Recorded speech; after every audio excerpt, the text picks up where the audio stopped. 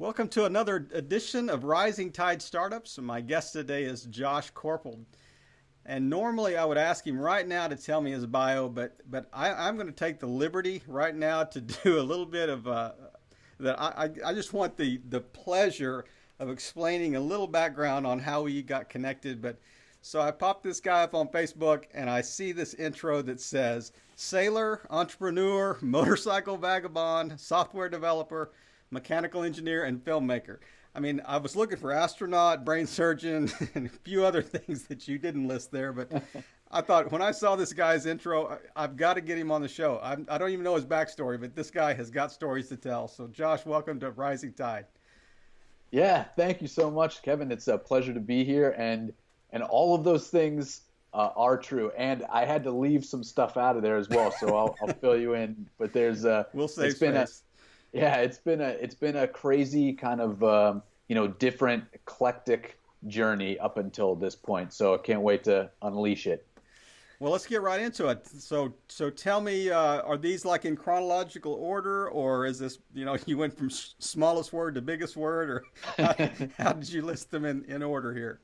Well, the sailing thing is first because for the most part, certainly through the summer and for most of this winter, I'll be living on a boat. I have a 32-foot sailboat called Albatross. It's a West Sail 32, and I'm just north of New York City. So in the summer, it's great. We just sail around the Hudson. I live on board and do all my work from the boat.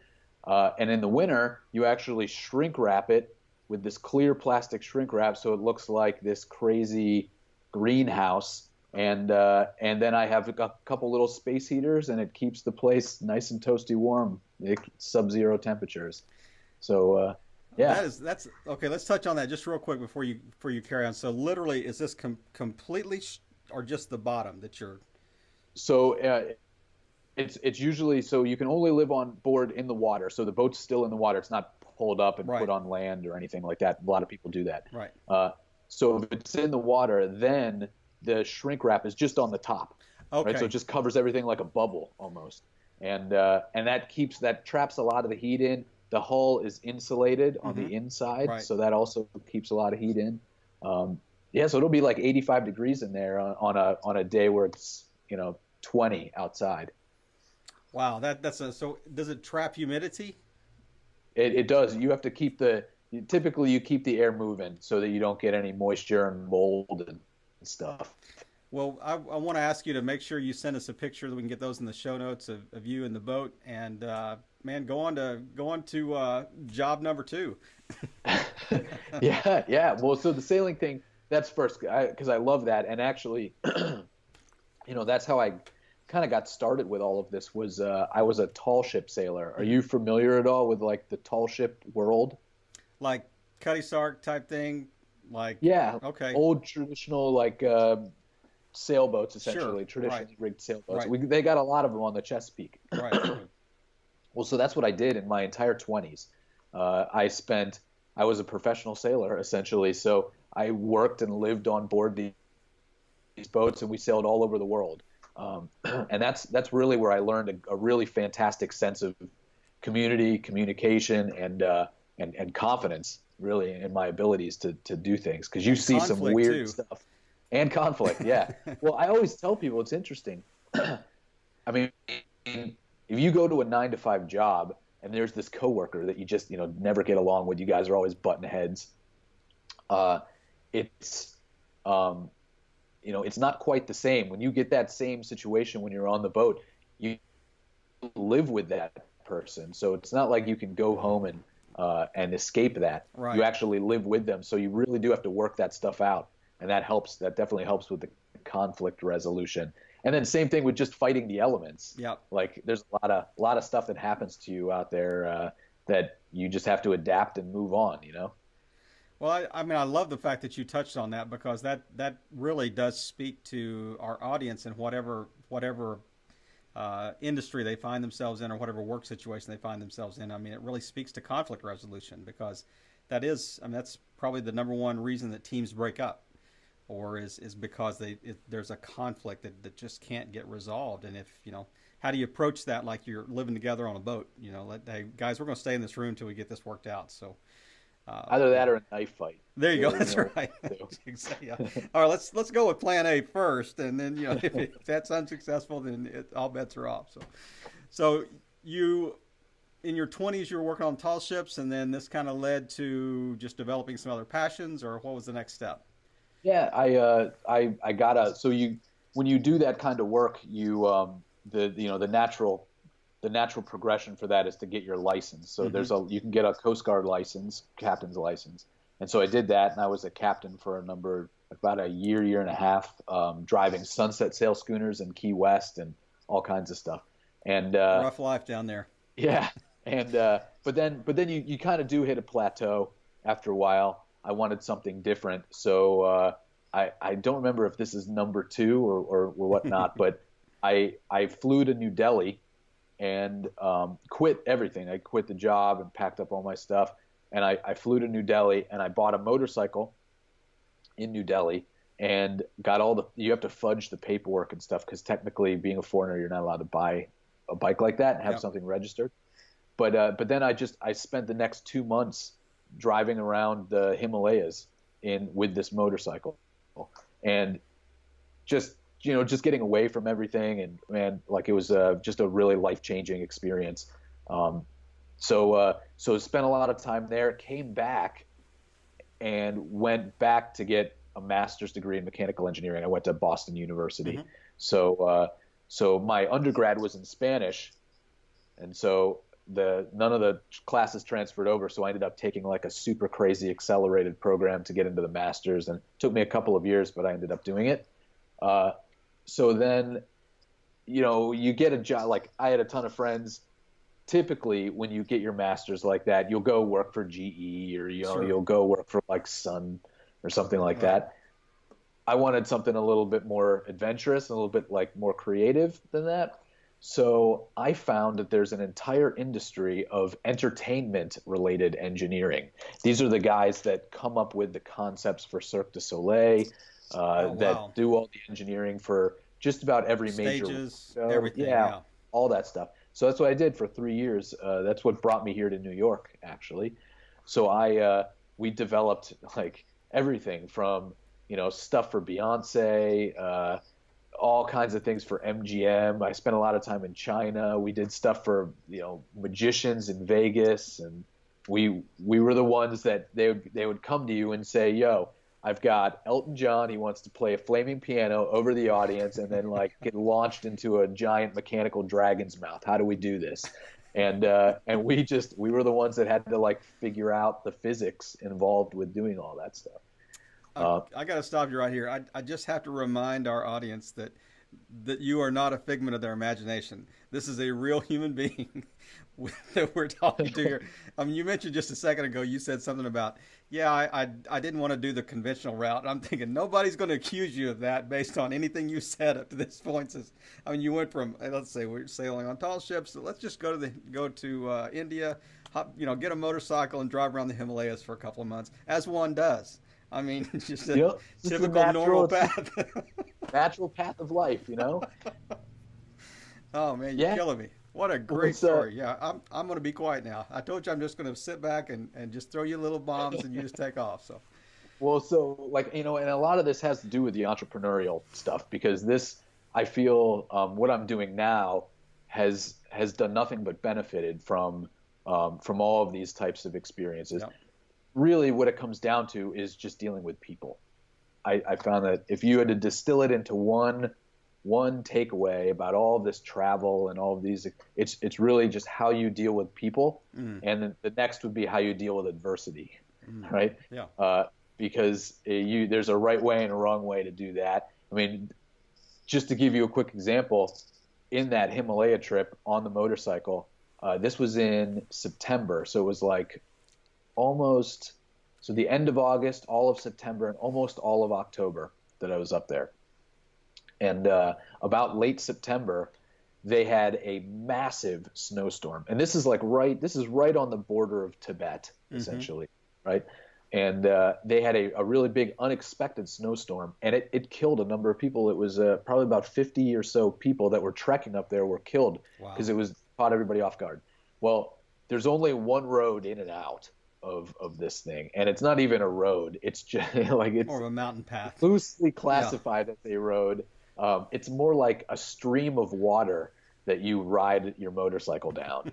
But but I managed to make it to a small town called Kaza right before this storm hit, and then was stuck because this storm created all these avalanches and landslides and stuff, totally destroyed the roads on either side. And no one knew whether or not how long it was going to take to get out. So I was stuck there for about 2 weeks. And the water was running out. All of the Israelis somehow contacted the embassy, and they had an Indian army chopper come and pick just the people from Israel up and took them away. You said, of as course well. I'm Jewish. Well, no, it was crazy. It was funny because like it was a smart thing to do in retrospect, right? I mean, I kind of wished that I was on that chopper too. I'd thought about that, No. but I had the motorcycle, and what was I going to do with it? I wanted to, so waited it out, and the Indian Army cleared the road. And we're talking when they cleared the road, like, these snowbanks are like 20 feet on either side. They are ginormous, but made it out of there. So those are the kinds of things where you can either say, this is horrible, this isn't how I planned it in my head, or you can just go with the flow and make friends and make the best of the situation, So what about so the that's house what you stayed in? Was it just a random house there, a family that was living in the house, or what was it, a hostel? What was the situation? they do guest houses in India. So it was a guest house, and really it was like nothing more than a Room with some kind of bunk beds. yeah, like a plaster sort of thing with a thatched sort of roof and like nothing special. Um, but yeah, like I learned how to knit. Uh, like there's not much to do, but they certainly know. They've got a ton of wool, they've got a ton of animals up there, so learned how to knit from an And a old lot of time. yeah, and a lot of time exactly, right? So that's the kind of cool stuff that all these experiences, and it translates, I think, very well into the entrepreneurial world. As we, I look back at the interviews we've had, and people are kind of talking about previous experiences and jobs they've had that kind of led to the entrepreneurial end point, or the current state or window that they're in right now. Exactly what you just said. I mean, it is a beautiful mosaic of all these past experiences kind of coming together to make this beautiful picture of what today is. And you're really kind of a conglomeration of everything that's happened up to this point, and that's probably being expressed through your current company. But as we're sitting here talking, I mean, you remember the movie a few years ago with Ben Stiller, about the secret life of Walter Mitty? That's one of my favorites. Man, I feel like that I'm talking to Walter Mitty here. It's like, you've never left your apartment there in New York. You just made up all these stories. It's what I got to do to get on podcasts, That's man. exactly what's wrong. I have no idea. There's not a town named what you made that up. Yeah. No, I'm just giving you a hard time. It's just, but what a great story. But I do want to drill down a little bit on what you're doing now, and if there's another story that's kind of leading into that, then use that segue. Yeah. Well, so anyway, while I was doing the mechanical engineering for all the entertainment related stuff, I knew that wasn't the right way. Like, I didn't really like the office culture so much, and I knew that I needed to kind of have an escape route. So I started developing mobile apps, Okay. and I made a couple of them, and I realized very quickly that I didn't know jack about marketing at all. That becomes very clear. So I started learning about it, and then I started helping people. I got into webinars. I think I heard it on a podcast somewhere, like the whole webinar thing, and I thought to myself, man, compared to the engineering stuff we're doing every day, these webinars are like a cinch from the tech point of view. Sure. So how about I just help people do that? And I did that for about a year. I did so many webinars, maybe like one every couple of days. There was another webinar for somebody, and got really good at that. But you realize really quick that it's not about the webinar so much as it is the entire experience. Right. So you can have a great webinar, but if the traffic sucks, or Yep. the landing page isn't great, Yep. or the offer or whatever, nothing was going to work. Right. And so it was only then that I started taking command of like the whole experience, which is what I've been doing for the past couple of years, and that has completely changed the game for me. I've got a couple of long-term clients. I put together their copy, their graphics, all the technical stuff, and that's what led me now to the software development and Okay. creating a tool for all of this stuff, et cetera. Now, is that Funnel Mappy? Is the Funnel Mappy the tool, or is that the company? Funnel Mappy is the tool. Okay. So Yep. what's the company that you were? Was it just you as an individual, kind of solo startup? Josh Koerpel. I do webinars, and I do the whole system, kind of the whole funnel system, and lead page through call to action to delivery and follow up and customer service type things. So, but right now you're developing, or you have developed, this tool called Funnel Mappy. So you want to unpack that a little bit? Yeah, sure. I mean, to answer your question, like at first I had Fortune Fit Pro, and then I evolved that into Web and Artistry, and then I used that for a little while, and then I moved it to Black Tie Webinar Labs. So it evolved like kind of the company name, Mm-hmm. but really at the end of the day, it was just me. And so finally, I just landed on it was Core Creative was the whole thing. So because my last name's Koerpel, so Right. so yeah, yeah, and that's really what I've done in another. But quite honestly, I've never had to really advertise as a company Mm-hmm. at this point, because everybody that I've ever worked with, it's all been referrals or word of mouth. Right. I've really never done any advertising on my own behalf. Mm-hmm. Now with Funnel Mappy, it's a little bit of a different story. Funnel Mappy came out of my own need for organizing and Sure. communicating all of the details of these like campaigns within different clients. Mm-hmm. So I built it actually for my own use, and then it was only until I started using it and people started taking notice that it kind of spread into a like something that the public could use, or Right. that other people could use. Right. Yeah. Would you say? I mean, I'm trying to think what maybe would be an equivalent. I mean, is someplace like HubSpot, is that a competitor, or does HubSpot have a specific niche in your entire path or whatever? How do you compare to something like a HubSpot or something like that? Sure. No, it's a good question. Like this Funnel Mappy is all about planning and organization. With HubSpot actually does a lot of the integrating.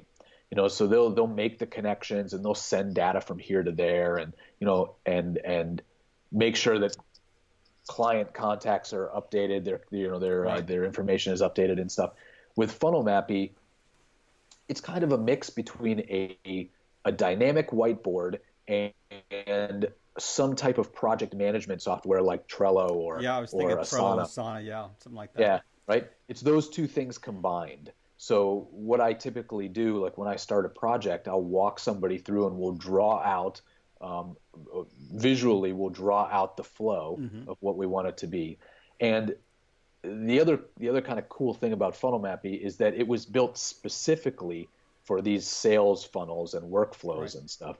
So, like another competitor might be Lucidchart, for instance, Mm-hmm. where you can draw these mind map looking things. Yeah.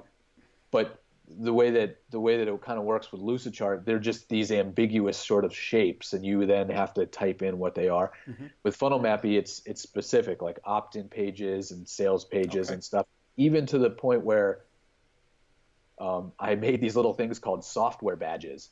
So I picked just about every possible piece of software I could find in the marketing world and put them into Funnel Mappy, so that whatever you use, like even to market this podcast, right, and whatever tools that you use to do that are most likely in there. So Okay. when you have this big visual map, you can see what tools you're using and where they go in relation to the whole picture. Hmm. Uh, Like icons for each of these, like their company logo type icons. Exactly, Yeah. exactly.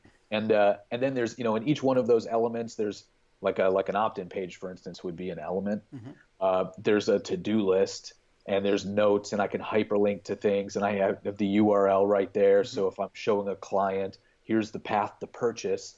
I can say, here's the opt-in page, and just open that up, and it opens up a new tab with the actual page itself, right? So it just makes that whole process much easier to manage. Is this part? This is, you talk about this being kind of the planning stage of making this happen, but is there some Zapier connections or API or anything that kind of connects to these actual like implementation, pieces? Like, do you connect to lead pages here? Do you connect to some kind of funnel software here? You connect to some, like Infusionsoft or something like that. It's, or MailChimp or any of these things that might fit along that pathway. I mean, is it simply like disconnected from them, or is there any connection at all to anything that's actually operational? Yeah, so currently there's no connection, but we're about 80%, probably even more than that, because we've already demonstrated it. But we're very close to a Zapier integration. Okay. So, for instance, one of the biggest requests for this was that people would make these maps, and they'd have all of their to-do lists and checklists and stuff. And then they wanted to, because it was much easier to create those when you knew visually where they went in the whole map. But then they said, okay, well, I use Trello, right? Or I use Asana or whatever. I want to be able to export these to that so that I can assign them to my team members and things like that. And so that's originally why we made this Zapier connection, was so that you can export all of that information and connect it to a project management software. Man, I think that is great. I think that is such a wise idea, because that I can see that you wouldn't lose somebody because they had a preferred client that they would use out there, whether it's Trello or Asana or whatever. So yeah, exactly. And I never set out, my original vision was never to try and replace those guys as project management software. They do it very well. And besides, like, trying to convince other people to say, oh, no, Asana, you don't really want that. You want Funnel Mappy. That was also, it took a lot of marketing dollars behind it to try and convince people. So, but what I wanted to do was definitely have the visualization, make the UI much cleaner, much easier to read. It's very cool. Like, I don't know if you're familiar. Have you ever made one of those mind maps? Yes, absolutely. Yeah. So one of the cool things I really like about Funnel Mappy that I've never seen really anybody do is I've got these things, these like yellow diamonds inside the map, and they're kind of like yes, no little mini goals, you could call them, and they represent stages of what you want people to do. So, for instance, if you drive them to an opt-in page, the obvious question is like, do they opt in? And you can say yes or no and have different directions. Well, if they don't, then maybe you pixel them and you try to retarget them with a Facebook ad. And if they do, maybe they go to an upsell page, or there's some other thing that happens. Point is that you can add as many of these little mini goals as you want in your map. And then when you hand this to, either virtually or literally, hand this to somebody that's kind of unfamiliar with what it is that you want, they can not only see how all of this stuff is connected, but they can read those mini goals to get the gist of what you're actually trying to accomplish at every stage, right? That is something I've never seen any of these other guys do. And it helps so much, especially with clients. And and it kind of keeps you on a timeline, or as you're trying to building these out, and lets you know maybe where you are in the process as well. Yeah. And as far as like timelines go, like, I don't know about you, but for me, whenever I build something for someone, it's not just a one and done, right? Where you just hand them something and say, all right, good luck. I guarantee that 6 months down the road, you're either going to want to change that a little bit to try something new, or it's working and you want to replicate it for a new product that you've got or a new idea.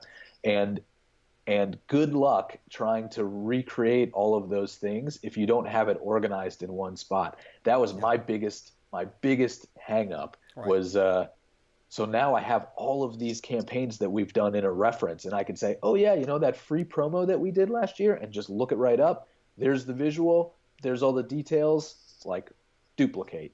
And it's fantastic. As you're describing this, it almost sounds like that it's not just an application, but it's also an application that you're also providing kind of support and service alongside. Is that true, or do I just take this? Is it a subscription service? Is it a one-off purchase? I mean, how would I get Funnel Mappy? It's a subscription service. Okay. There you can get a map for free. So it's a freemium model. Mm-hmm. So you could just try it out and everything. Right. And then there's a bunch of different really cool types of things that you can do with Funnel Mappy, exporting a PDF with all of the properties, or Right. removing the branding, stuff like that. Right. And that's a paid model. I think it's $9 for 5 maps, and then $19 a month for just unlimited maps. Now, are there also levels where you have ongoing support or somebody that's assigned as like that's walking me through this, or am I, or you just have the demo files there and I just get the service and I just figured out on my own how to use this, or how do you support the back end? Sure. Well, so right off of the bat, when you first sign up, there's a demo map that walks you through all of the things that you can do with Funnel Mappy, actually using Funnel Mappy. So it helps you in kind of Right. two aspects. There's also a demo video that comes up in a tutorial that shows you where things are. Mm-hmm. And then, there's email support. I put together a series of videos that walk people through it's like a tutorial step, right? So they can do that. And then I'm very close to implementing a consultation, like a free 15-minute consultation right at the very beginning when you sign up. So just to get you on the right path and moving in the right direction. And there's also a private Facebook group that has a whole bunch of other like amazing resources and people that are using it, and their maps and stuff to get inspiration. Oh, and there's templates as well. So if you just want like a PDF opt-in, Mm-hmm. there's a template for that. So yeah, there's a whole bunch of resources and support to help you. And I would think that your client base is your best feedback. So even in the Yeah. Facebook group, they're going, "Hey, I didn't know how to get this work, but I tweaked it this way and it worked really well." And you're going, "Man, we didn't even think of that when we designed this." So, this is like in version 2.0, we're going to add these features in because people keep asking about them, or they're, it's kind of like having Linux out there. People kind of designing their own, improvements on everything that has been created, and you think that's the best way to make this better. It totally hear is. back from the users. Yeah, no, that's exactly what, like, it is. It amazes me. I mean, I had an idea about what this was going to be in my head when I first put it out there, and it has evolved so much now in ways that I never would have thought possible. I would say 90% of all of the improvements since about August have been completely user generated. Yeah. Like, all of their feedback. So the PDF properties, there's one where, I built in the ability to, like, if you and I were working together and we made a map and I added you to my project, I can do that. I can add you to the email so you have editing capabilities and stuff as well. Well, somebody came to me and said, that's great and all, but I have a tribe of like 30,000 people, and I want to create a template and share that as a link, right? But I also want, if their ability, if they want to save that map to their own account, if they wanted to create an account, to create it and have that automatically saved, to their opening account, right? And so we built it in, and so now you can make these cool templates for your tribe and say, here's how to do it, and here's a checklist for you at every stage, and just send them a link. And they don't even have to have Funnel Mappy to open it. They can open it with that just in a normal browser and click and see all that other stuff. They just can't edit it unless they sign up, and then that thing is saved to them, and they've got that map. It's just cool. Things like that have been incredible. Plus, you've exploded your email mailing list exponentially by people signing up for these services in these large tribes, which it's a win-win. Yeah, it's a win-win. Well, I work in the kind of the product management space, so I know that it's hard to balance. What's the critical mass of feedback that you need to make tweaks? One person could say, "Man, I really want this pink lever on the left-hand side." Well, I'm glad you do, but we're not going to adjust that. But 50 people come back and say, hey, if this had a pink lever on the side, we would use it twice as much. It would be so much more effective. Then you say, okay, there's a critical mass here that says, we get enough feedback that this is something we really need to consider and listen to here. So, yeah, I feel your pain, brother, on working through the feedback I feel like loop. you get it. Definitely, like you get it. The because we've had some pretty strange requests too that we've had to be like politely, like, yeah, we'll put that on the development right. list. I'm sorry, that email got lost. I don't know where it went. It accidentally was deleted when I hit delete. So, yeah, exactly. So, well, let's anything else you want to add about funnel mapping that I haven't touched on before we take a little deeper dive into Josh world? Oh man, yeah, I think we covered it. I just I'm super excited about it. It's my again, I think that it's so great. I think that people are getting so much use out of this because it was really a tool built for people that are that are creating these campaigns, by people that are creating these campaigns. Yeah. So everything that is needed in the realities of what these campaigns really are is being built into funnel mapping. So that's why I'm so stoked about it. But yeah, I think we touched on a whole bunch of that stuff, so I'm good. I'm sorry, I've got one more question that just kind of popped in my mind as you were talking about this. And you mentioned earlier that, kind of this whole idea of everything, in life that kind of built on this to kind of get you to this point. I understand that from a macro level, but from a micro level, tell me, what was the specific trigger that led you to this particular product? Because I can see, okay, it's a leap going from designing stages to doing webinars. So what was kind of that? It's an easy leap to go from webinars to developing, kind of thing. Okay, so now we're on the online space. What do we do with those webinars? How do we get people to opt in? How do we get people to follow up and buy the service or product or whatever? That's easy. The big gap I've got is the developing, the mechanical engineer developing stage, props, for lack of a better term, to get to webinars. What was that trigger that said, was it just, I hate working for people and I got to work for myself, and what can I do to make a living? Or what was that magic, transition? Yeah, it's a good question, and I've never really thought about it like it this way, but I think that I have a pretty good answer for you. It's,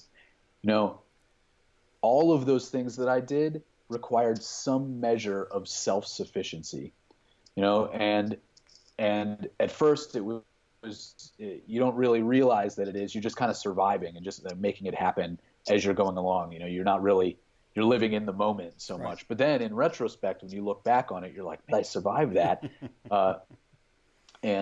And you really start to gain a confidence in your own ability to solve problems. Right. It's really what it's all about. You will make money if you're able to solve problems. There's just no other simpler way to convey it.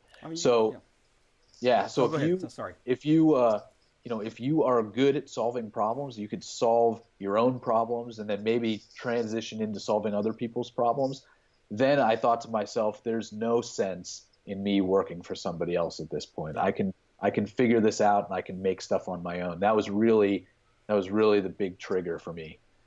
Did you get to a point that you're thinking, okay, if not only I want to make this transition, but I've got to work on both sides of the equation that says, okay, I got to figure out how to make money, but I've also got to figure out how to reduce my expenses to the bare minimum so I can, it's so I can make this transition easier or whatever. So now I'm living in a VW van somewhere and I'm stealing internet connection from Panera Bread, or something like that.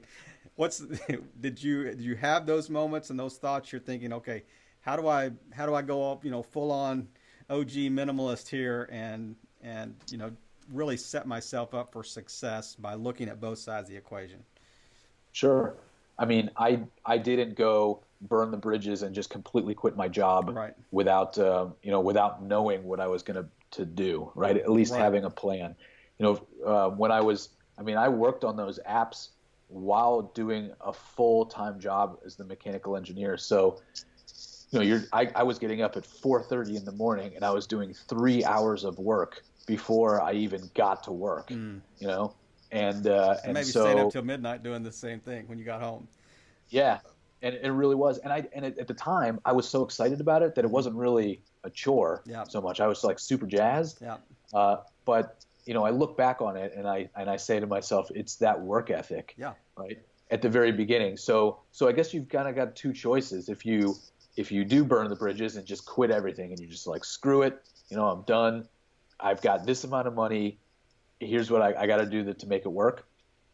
Uh, I would 100% say that any money that you can put into really increasing your network, Hmm. that is money well spent. Mm. Every single time that I have invested a bunch of money to meet fantastic people and Hmm. really increase the network, um, that has come back to me tenfold. Wow. So that's where I would start. But I sold everything and moved onto a boat, so that's the way I kind of nomaded it. Yeah. You know. Yeah. Well, it is such an inspiring story, and man, I could just turn the recorder off and just let's just have the conversation the rest of the day. But I do want to drill down just a little bit more, just kind of get inside your head a little bit. Is there one person online that you would say is this person inspires me daily, and here's why. Here's a one line why that is. Sure. Well, I personally like people that I know, Uh huh. like on a personal level, Right. and are doing it really well, both online and Sure. offline. So they're balancing. Everybody wants that work-life Right. balance. They're Right. doing it very well. For me, one guy that immediately comes to mind is Ryan Lee. If you are familiar with him. So Ryan Lee has been a really fantastic friend Hmm. and just has been like a mentor and guidance for me in the journey of how to balance all of these stresses and strains and things that happen to you. Um, so I would say finding somebody like him and emulating them has been uh, invaluable. Was he like a coach, or did you meet him in this online space, or how did you guys get connected? I met him through I went to a program in New York. It was him, Dan Meredith, and Ben Settle, and they taught this thing. So I went there and I didn't know him at all. Hmm. And introduced myself, went up and introduced myself, and that was kind of it. That was like the end of it. But I was on his email list, so I was sort of following and getting his emails.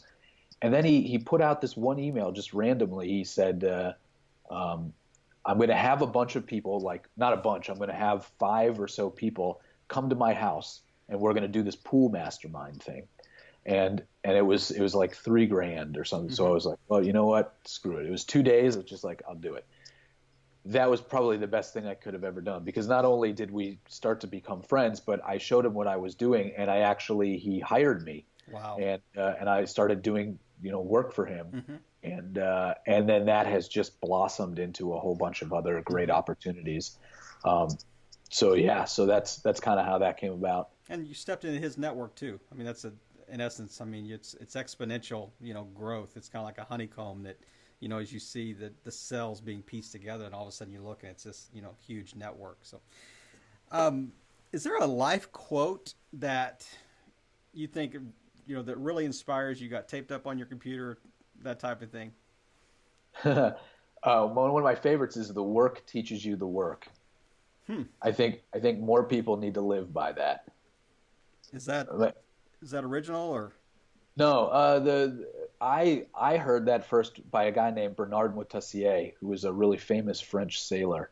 Okay. Um, but uh, but it speaks to so many people get hung up and pause like, man, I know I should be doing Facebook ads, but I don't, or I know I should get this landing page up, but I'm not because I don't really know how to do it. And you're never going to really know how to do it unless you just do it. The first couple times you just have to do it and work and fumble your way through the whole thing to really learn. There's not going to be a book or a course or something that's going to magically teach you everything Yeah. that you need to know. You just got to be able to do it. Yeah. Uh, and so that has been a guiding light in my life. The work teaches you the work. I love that quote.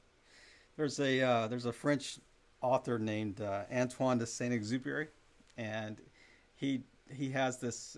It's kind of the whole idea behind Rising Tide. But he says, if you want to teach people how to build a boat, you don't give them the. I mean, I'm paraphrasing. You don't give them the materials and the plans and tell them to go build a boat. You take them and you talk about the grandeur of the endless sea, to kind of cast the vision for them, to be able to see the sea, and then how do we get to the sea? We have to build a boat to get there. So I kind of love that whole concept of, as you mentioned, the French sailor that mentioned that. I mean, I just think that fits so well. But if you could go ahead. There's actually one like just like that I heard. Do you know who Naveen Jain? Did you ever hear that guy? Mm-hmm. Right. So he's a pretty famous. He's a San Francisco, Silicon Valley, but an entrepreneur, mm-hmm. And tackles really big problems like water, right? Kind of thing.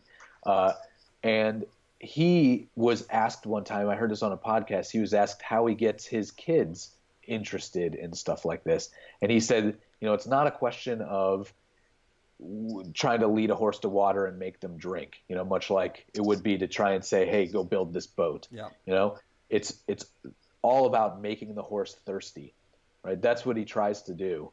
And I feel like that's along the same lines. Absolutely. If you can get people interested in it, then the rest of it will take care of itself. Right. Yeah. I think that absolutely fits. And because we kind of transition into our final stage here, I want to take you back kind of like your pre-startup self. And if you had one piece of advice that you think this would have been a game changer. If I would have known this when I tried to start, what's one piece of advice other than the idea that you mentioned earlier about, putting money and putting resources into networking? That's really paid off exponentially. But is there another piece of advice that I wish I knew this before I started, and it would have made things so much easier? Yeah, I certainly am inclined to say start earlier. Mm-hmm. Like I didn't even do the whole entrepreneurial thing until leaving the mechanical engineering job, which would have been 2000, like right at the end of 2015 is when I actually left and went off on my own. So I would have been 35 mm-hmm. at that point, but I just didn't. All those things that we talked about and all those trips and all those things about building confidence, the events and whatnot, I always just had it in my mind that I needed to get a job in some way. And even though I had the confidence to create solutions to my problem, it took that long to get the confidence to say, I'm pretty confident that I can make my own money now. But I wish that I would have just tried that earlier. So to realize that I really could do it, and I just I wish I would have started a little earlier.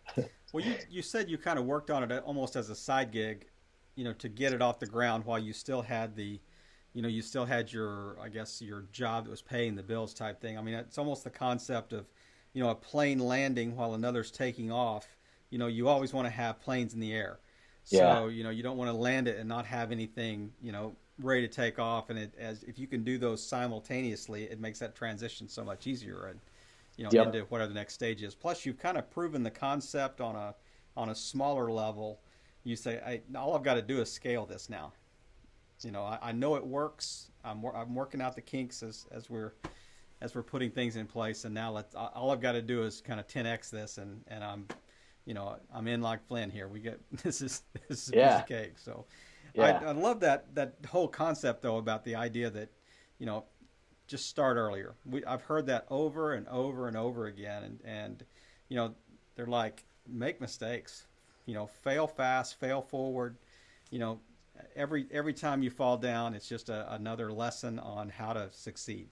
It's not a failure. It's just another kind of scar that says, yeah, this is just making me more experienced as I'm stepping into this. So, yeah, man, as we wrap up today, is there anything that I haven't asked you about that you want to kind of circle back with and just leave us with? And I also want you to kind of close it out with just tell us where we can be found online. Sure. Well, if I could leave you kind of in your audience with anything, it's that there is a lot to be said there's a lot to be said of being kind of an entrepreneur these days and having a business online. And, you see a lot of people just having so much success with it on social media and talking about how easy it is, just get a page up and right. And they will come. And it's pretty, and it's once you actually do it, it becomes fairly obvious that it's not quite as easy, and it does take a lot of hard work. But I can tell you that what is, I feel, just as important is getting out there and really just experiencing as much of life as possible, whether it's going out and going sailing, right? Just maybe once a week, or going and taking a trip, or hiking out in the mountains if you live close to some hiking trails or something. Right. It really does expand your thought process. And some of my best ideas came from not sitting in front of the computer grinding it out, but when I wasn't really thinking of anything other than just kind of in a meditative sort of state. So there really is something to be said, and when at the end of the day, it doesn't matter whether you're online or offline, all business is personal, as in, like, it's always face to face. So the more FaceTime and comfortable you can get talking with different people who have different ideas, and the better you're going to fare, whatever you're doing. So, man, I appreciate you touching on that. And I was listening to a video yesterday, and it talked about that very thing, that there's actual science behind the fact that some of your best ideas come in the shower, or they're coming, when you're asleep, or when you're walking through the forest, because it's you kind of checked out and your brain is functioning in a different way than if you're task oriented and trying to get something done, sitting in front of your Mac and say, I got 2 hours to grind out here. But so tell us how we can find you online. What's the quickest way? Yeah. So my email is josh@funnelmappy.com. So you can always shoot me an email. And I have an Instagram handle. It's @saltwaterceo. So that's all the sailing related stuff. So you'll see pictures of me in the boat and, the life living on board and stuff like that. And Funnel Mappy, you can just find, if you're interested in something like that, it's funnelmappy.com, all one word. Well, Josh, man, I've thoroughly enjoyed our chat today, and you've certainly lived up to your Facebook intro and even more. So thank you for taking the time, and I know that this is going to be one of our more popular episodes. People just want to listen and just hear the stories of the guy that drove a motorcycle in the snow in the Himalayas, that is now helping them, with their sales funnels. So I mean, what a great story. But man, thanks for playing your part in just helping all boats rise in a rising tide. Josh, have a great day. Yeah, thank you. You too.